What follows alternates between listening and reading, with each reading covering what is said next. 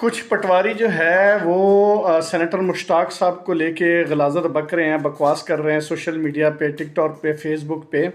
وہ سینیٹر مشتاق صاحب کے جو فلسطین فلوٹیلا میں شامل ہو کے گئے ہیں مالی امداد لے کے، اس کو کرٹیسائز کر رہے ہیں۔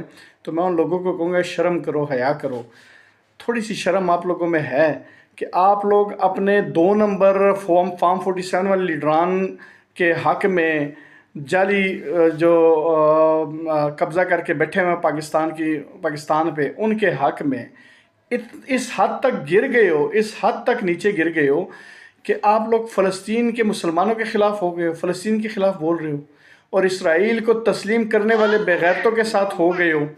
شرم آنی چاہیے یار آپ لوگوں کو، تھوڑی سی حیا پیدا کرو اپنے دن۔ آپ لوگوں نے مرنا بھی ہے، اللہ کو جواب بھی دینا ہے۔ ایک وہ بوڑھا انسان جو 75 سال 70+ ایئرز کا ہو کے وہ جا رہا ہے، اور وہ گیا ہے اور ادھر ابھی گرفتار بھی ہوا ہے۔ ابھی تم لوگوں کو ٹھنڈ پڑ گئی ہے، خوشیاں مناؤ، لیکن قبر میں تم لوگوں نے کیا جواب دینا؟ اللہ کو کیا جواب دو گے؟ لگ بتا جائے گا۔ اور کچھ وہ جو پولیس آفیسر تھا، کمین جو تھا، جو کہتا تھا کہ ادھر جو ہے نا احتجاج کر اسلام آباد، تو جاؤ تم غزہ جا کے دکھاؤ۔ تو دیکھ لیا، پہنچ گیا غزہ، اور شرم کرو، حیا کرو، تم لوگوں نے مرنا کوئی نہیں ہے۔